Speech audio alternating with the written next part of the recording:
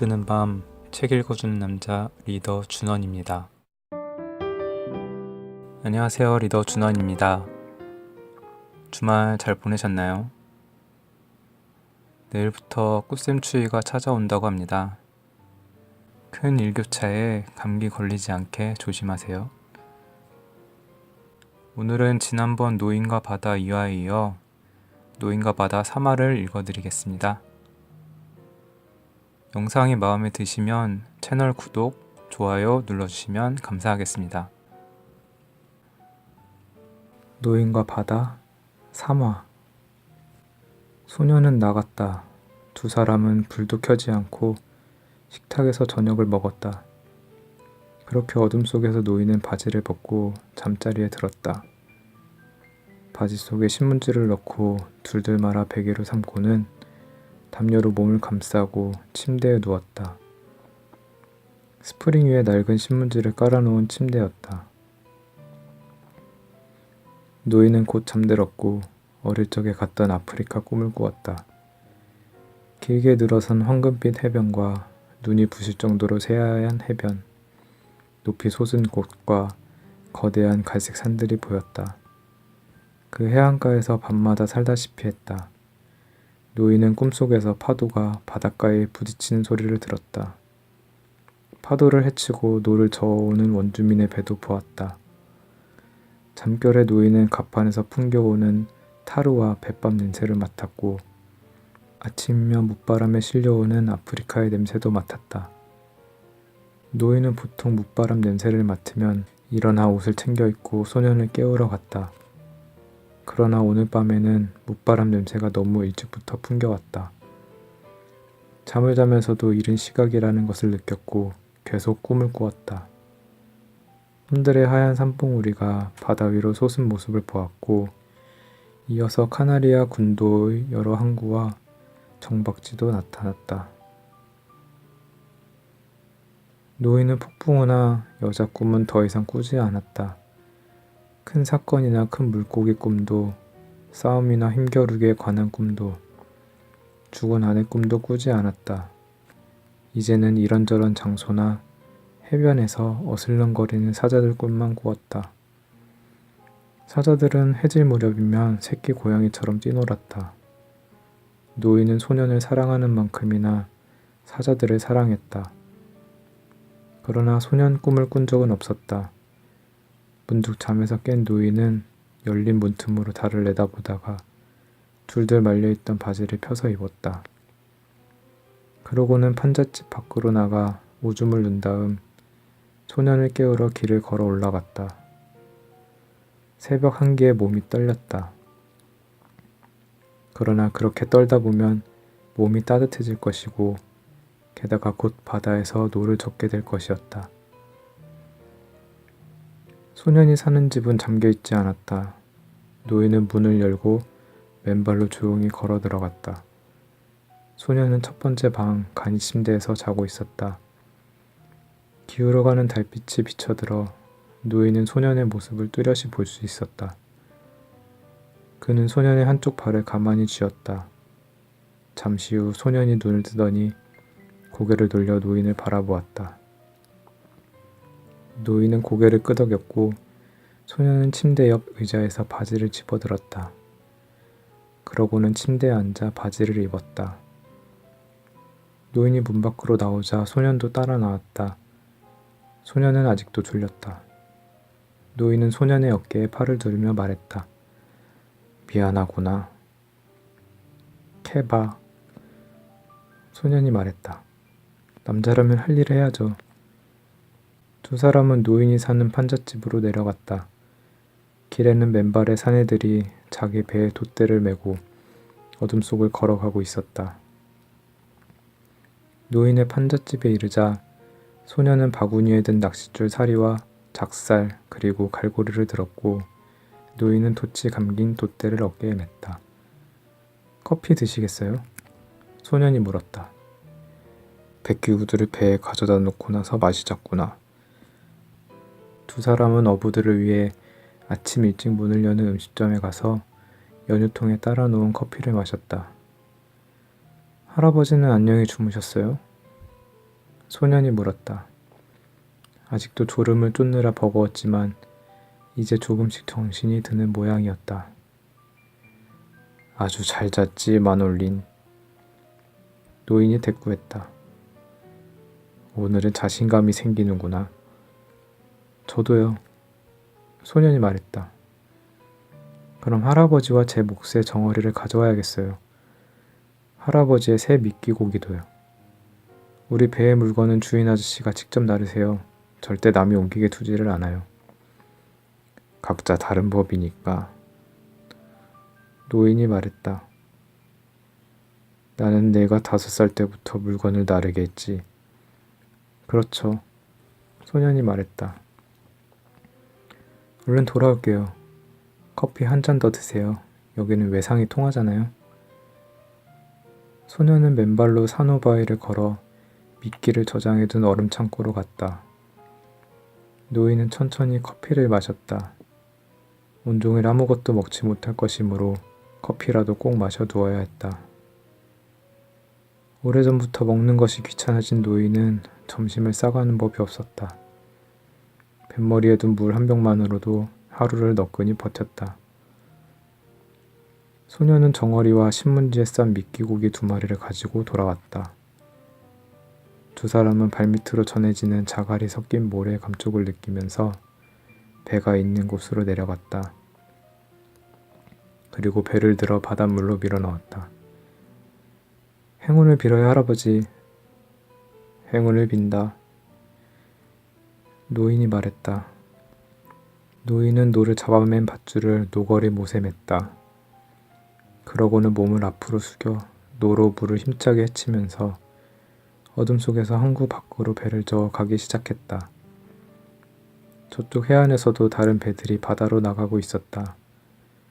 달이 낮은 산 너머로 져버린 바람에 그 배들을 볼 수는 없었지만 노인의 귀에는 노젓는 물소리가 들려왔다.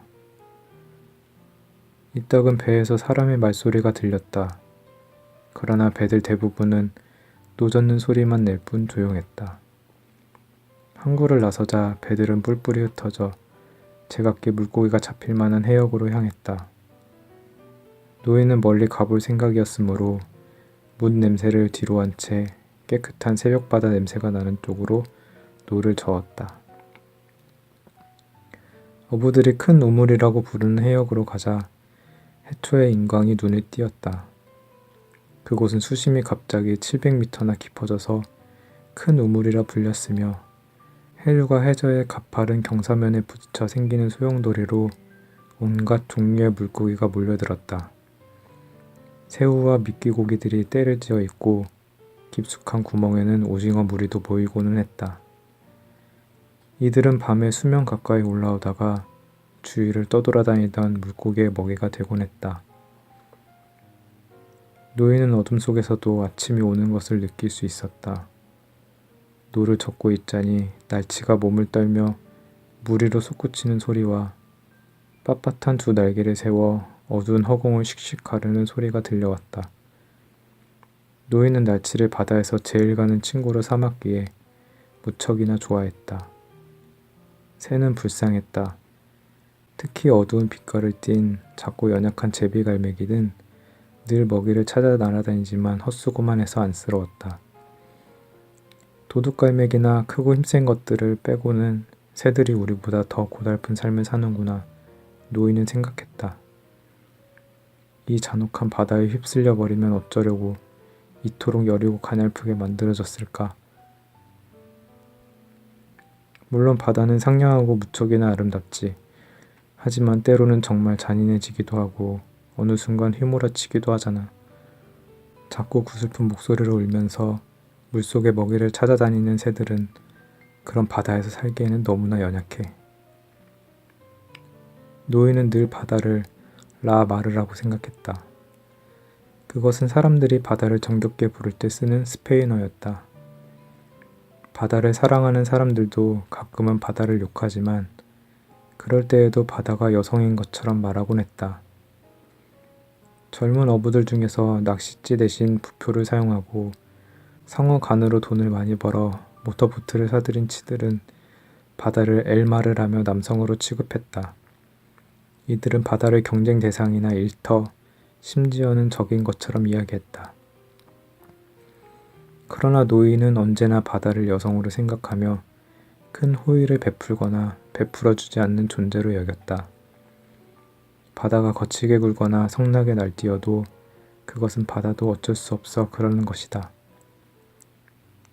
달이 여성에게 영향을 미치듯 바다에도 영향을 미치는 것이려니 하고 노인은 생각했다. 노인은 꾸준히 노를 저었다. 무리하게 속력을 내지 않은 데다 해류가 이따금 소용돌이 치는 곳을 빼고는 바다가 잔잔했기 때문에 전혀 힘들지 않았다. 노인은 노젓는 힘의 3분의 1을 해류에 내맡겼다. 그래서 날이 밝을 무렵에는 그 시간에 나오려 했던 거리보다 더 멀리 나와 있었다. 일주일 동안 깊은 우물에서 고기잡이를 했지만 헛수고였지. 노인은 생각했다. 오늘은 가다랑어와 날개다랑어 떼가 몰리는 곳까지 나가봐야겠다. 개 중 큰 놈이 있을지 모르니까. 날이 환히 밝기 전에 노인은 미끼를 들이우고는 물 흐르는 대로 배가 떠다니도록 내버려 두었다. 첫 미끼는 70m 아래로 들이웠다. 두 번째 미끼는 130m까지 내렸고 세 번째와 네 번째 미끼는 각각 180m와 220m나 되는 푸른 바닷속까지 내렸다. 미끼 고기는 각각 머리를 아래로 향하도록 하여 낚싯바늘의 고든 부분에 단단히 꿰어 묶었다. 바늘에 튀어나온 곡선이나 끝 부분에는 모두 싱싱한 정어리를 싸두었다. 굽은 강철 바늘에 두 눈을 꿰뚫린 정어리들은 반원형 화한 모양을 하고 있었다. 낚싯바늘 그 어느 부분에서도 커다란 물고기가 향긋한 냄새와 달콤한 맛을 느끼지 않을 곳은 없는 셈이었다. 소년이 준 싱싱한 새끼 날개다랑어 2마리는 깊숙이 들이운 2개의 낚싯줄에 추처럼 달아놓았고 다른 낚싯줄에는 푸른빛의 큰 정갱이와 갈 정갱이를 매달아 놓았다. 그것들은 전에 쓰던 것이지만 아직 괜찮았고 신선한 정어리와 함께 매달아 놓아서 물고기를 끌어들일 만큼 냄새도 좋았다. 큰 연필만큼 굵은 낚싯줄에는 모두 초록색 낚싯지가 묶여 있어 물고기가 미끼를 당기거나 건드리기만 해도 물속으로 들어가게 돼 있었다.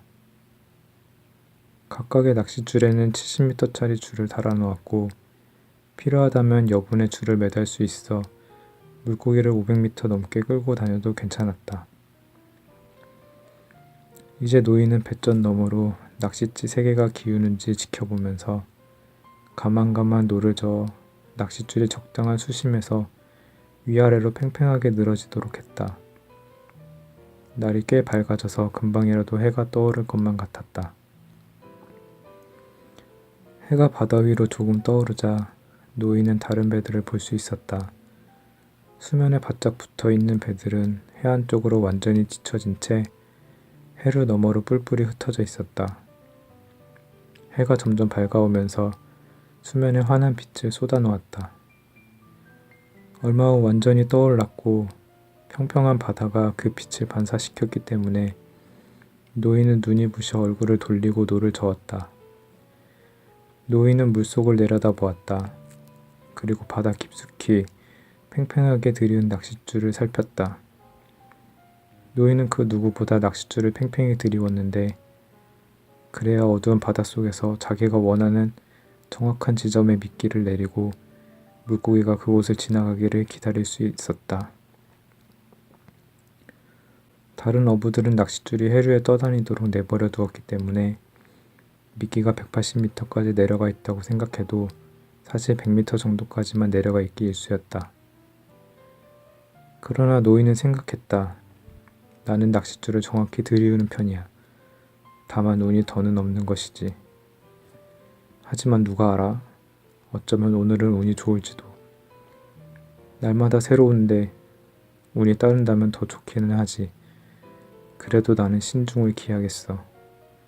운은 준비된 자에게 찾아오는 법이니까. 해가 떠오른 지 2시간쯤 지나자 노인은 동쪽을 보아도 별로 눈이 부시지 않았다.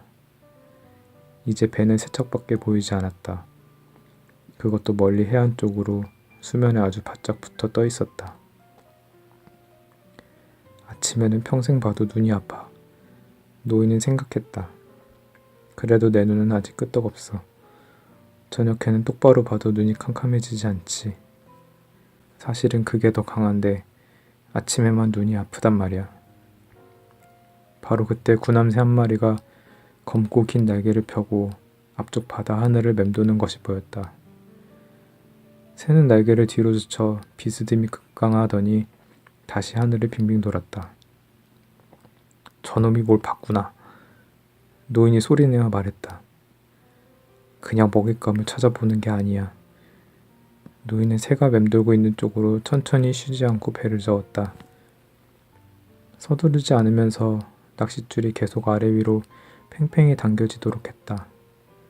그러나 해류를 거슬러 약간 빠르게 노를 저었다. 새를 이용하지 않고 낚시할 때보다 더 빠르게 나아가기는 했지만 그래도 낚시질은 정확히 했다. 새는 하늘 높이 올라가더니 날개를 움직이지 않은 채 다시 빙빙 돌았다. 그러다 갑자기 급강하였다. 그때 노인은 날치가 물 위로 뛰어올라 수면 위를 필사적으로 날아가는 모습을 보았다. 만색이군. 노인이 큰 소리로 말했다. 커다란 만색이야. 노인과 바다 3화를 읽어드렸습니다. 다음 시간엔 노인과 바다 4화를 읽어드리도록 하겠습니다.